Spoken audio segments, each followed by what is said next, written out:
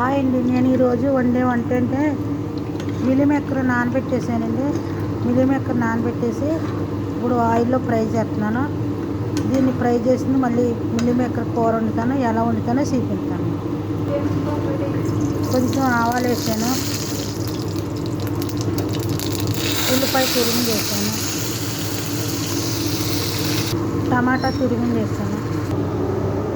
ఈ ముద్ద నేను జీలకర్ర, ధనియాలు, ఎండుమిరగాయలు, పచ్చిమిరకాయలు, అల్లము, ఎల్లుల్లిపాయ మొత్తం అన్నీ వేయించేసి ముద్ద చేసాను. ఇందులో మిక్స్ ఆడేసాను. ఇప్పుడు ఇది కూడా దీంట్లో వేసేస్తాను.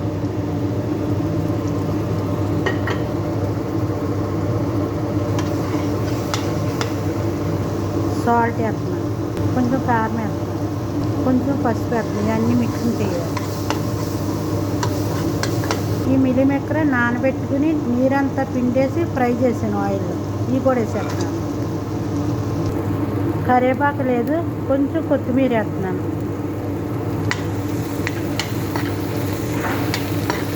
మిల్లిమేకర్ కూర రెడీ అయిపోయింది.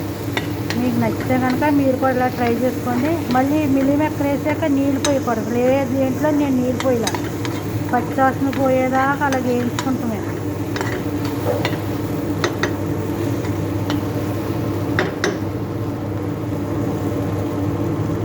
చూడండి, మిల్లిమేకర్ కూర రెడీ అయిపోయింది. మీకు నచ్చితే కనుక మీరు కూడా ఇలా ట్రై చేయండి.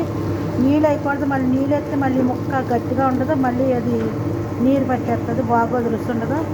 మిల్లిమేకర్ కూర విదిలేసాను నేను.